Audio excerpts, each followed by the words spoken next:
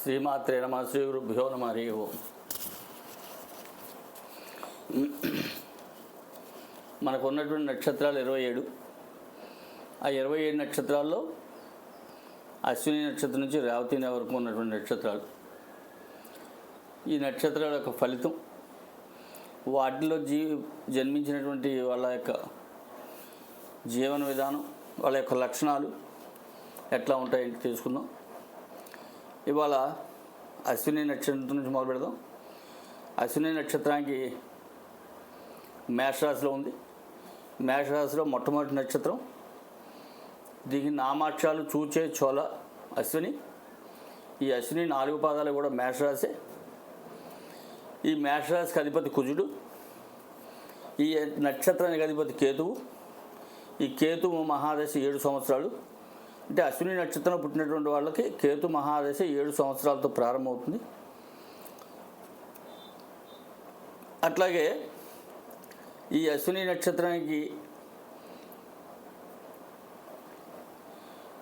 రవి మహాదశ, కుజ మహాదశ, గురు మహాదశ కూడా 3 కూడా ఇబ్బందికరమైనటువంటి దశలు. విపత్తార, ప్రత్యక్తార, నైదంతారాధిపతి దశలు ఎప్పుడు కూడా కొంచెం ఇబ్బంది కలిగించేటువంటి వాతావరణం ఉంటుంది. అట్లాగే ఇది శాంతి నక్షత్రం కూడా. ఈ నక్షత్రం మొదటి 5 సంవత్సరాలు శిశువునకు అగ్ని భయం, అట్లాగే పొట్టకు సంబంధించి, నేత్రానికి సంబంధించి ఉండేటువంటి అనారోగ్య సూచనలు ఉంటాయి. 10-20 సంవత్సరాల్లో మేహ అనారోగ్యం, అపమృత్యు భయం, ఇవన్నీ కూడా ఉంటాయి. ఈ జాతకురాలు అధిక ధనవంతులు, అధిక బుద్ధిమంతులు, కీర్తి ప్రతిష్టలు, ఆరోగ్యము కలిగి ఉంటారు. అందరికీ ఆకర్షణీయంగా ఉంటారు. మంచి స్నేహ స్వభావం గలవారు, నేర్పరితో పనులు చేయించుకునేటువంటి వాళ్ళు, ఆభరణం మక్కువ కలిగినటువంటి వాళ్ళు, అట్లాగే చపలత్వం కలిగినటువంటి నక్షత్రం ఇది. ఎందుకంటే ఇది రాశి మేషరాశి అవటం వల్ల, మేషరాశి చంచల స్వభావం అవటం వల్ల ఈ రాశికి చపలత్వం కలిగి ఉంటుంది. అట్లా ఈ నక్షత్రాలు 4 పాదాలు కూడా చంచల స్వభావం కలిగినటువంటి ధైర్యవంతులు, నిక్కచ్చిగా మాట్లాడేవాళ్ళు, స్వశక్తితో ఉన్నత స్థితికి వచ్చేటువంటి పరిస్థితి ఉంటుంది. అట్లాగే వాళ్ళు పెట్టుకున్నటువంటి లక్ష్యాలని నెరవేర్చుకోగలిగినటువంటి శక్తి సామర్థ్యాలు కలిగి ఉంటారు. వీళ్ళు కుజకేతువుల యొక్క ప్రభావం ఎక్కువగా ఉండటం వల్ల వీళ్ళ మీద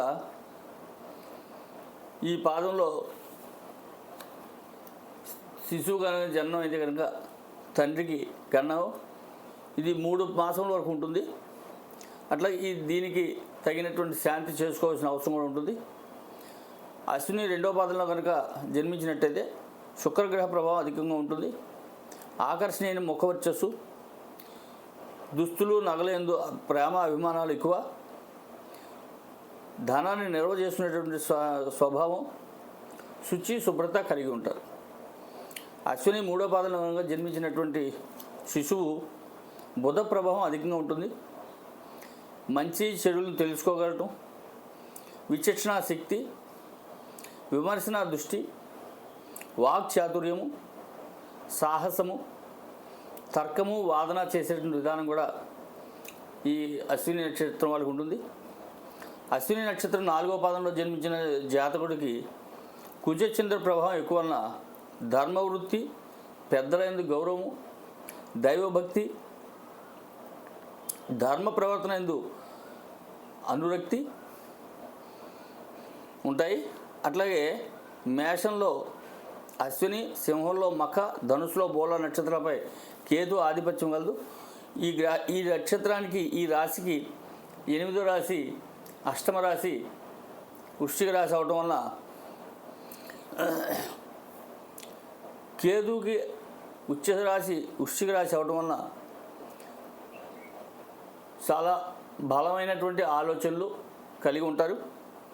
అట్లాగే అశ్విని నక్షత్రంలో జన్మించిన స్త్రీ మనస్సుకి అధిక ధనవంతురాలు, సుందరమైన నేత్రాలు, ఆకర్షణ గల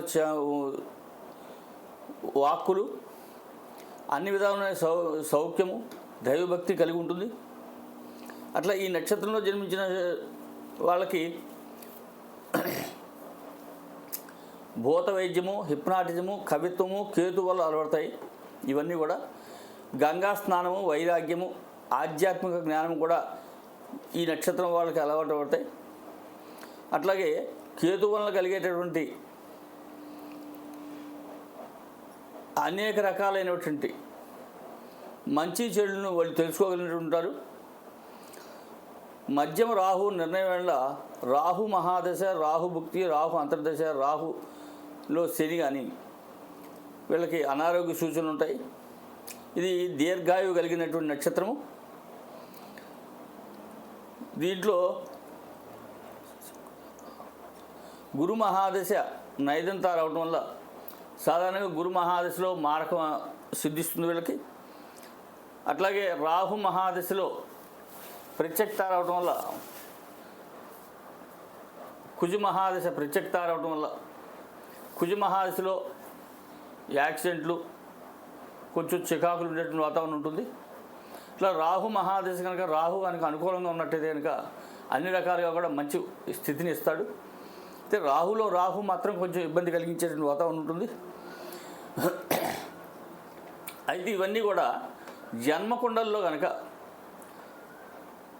గ్రహస్థితి కనుక చాలా అనుకూలంగా ఉన్నట్టయితే కనుక మనం పైన అనుకున్నటువంటి అన్నీ కూడా ఈ రాహు ఈ అశ్విని నక్షత్రం వాళ్ళకి సిద్ధిస్తాయి. అట్లాగే ఈ అశ్విని నక్షత్రం వాళ్ళకి కొన్ని రాసులు వాళ్ళతోటి విభేదించేటువంటి వాతావరణం ఉంటుంది. ముఖ్యంగా కన్యా రాశి వాళ్ళతోటి, అట్లాగే వృశ్చిక రాశి వాళ్ళతోటి, మేన రాశి వాళ్ళతో కూడా కొంచెం విభేదించేటువంటి వాతావరణం ఉంటుంది. ఈ రాశి అనుకూలమైనటువంటి రాశి కాదు. ఈ 3 రాశులు కూడా వీళ్ళకి. ఏమైనప్పటికీ కూడా అశ్విని నక్షత్రం చంచల స్వభావం కలిగి మనసు స్థిరం లేనటువంటి ఆలోచన చేసేటువంటి వాతావరణం ఉంటుంది. ధనాన్ని సమృద్ధిగా నిల్వ చేస్తారు. కుటుంబాన్ని సమర్థవంతంగా నిర్వహించేటువంటి అవకాశం ఉంటుంది స్త్రీ పురుషులు ఎవరైనప్పటికీ కూడా.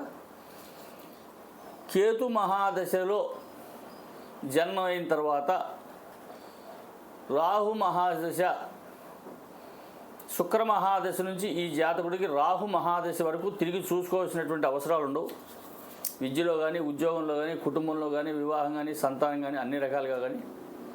అయితే నా అనుభవంలో రాహు మహాదశలో కనుక సంతానానికి వివాహ గడియలు కనుక వస్తే సంతానానికి వివాహం లేట్ అయ్యేటువంటి అవకాశాలు ఉంటాయి.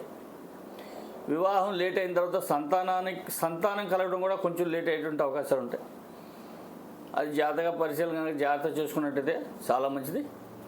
హరి ఓం తత్సత్. సర్వే జనా సుఖినో భవంతు.